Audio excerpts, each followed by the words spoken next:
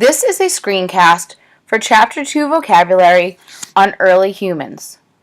You may pause or repeat any part of the screencast that you need to as you explore vocabulary terms that will help you to understand the lives of early humans. So let's get started.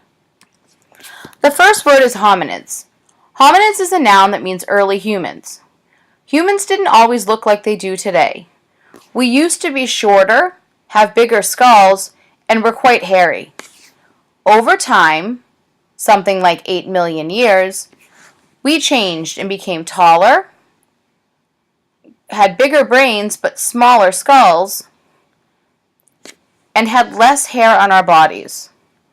This was due to the change of our environment and also the technology that we had available to us. The next word is anthropologist. An anthropologist is a scientist who studies human development and culture.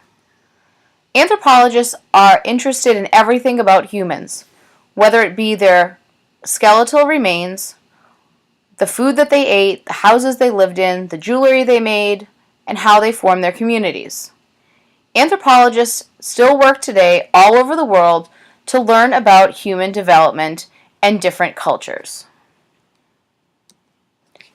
The next word is remains, which I mentioned in the previous slide. The word remains means a dead body.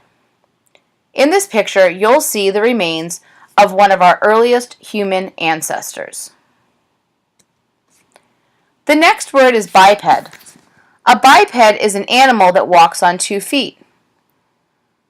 You've seen birds walk around on 2 feet, but can you think of any other animals other than humans that walk exclusively on 2 feet almost all of the time? The next word is migrate. Migrate is a verb which means to move from one geographic region to another. So you've probably seen birds migrate once the weather gets cold. They head to southern areas, which tend to be warmer than areas in the north. But did you also know that humans migrated?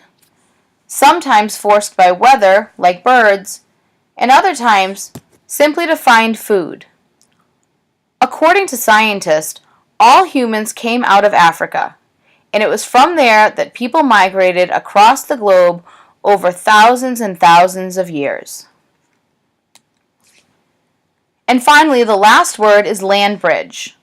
A land bridge is a strip of land that connects 2 continents.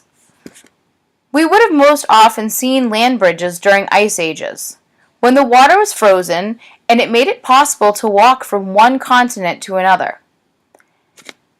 Since we talked about migration in the last slide, you can see that people would have migrated from Asia across a land bridge that would have been frozen at the time during ice ages into Alaska and down to North America. From there, they would have traveled all the way down to the tip of South America. This migration didn't happen quickly. It would have happened over thousands of years. That's the end of this screencast. If you feel like you missed something, feel free to rewind and listen and watch again.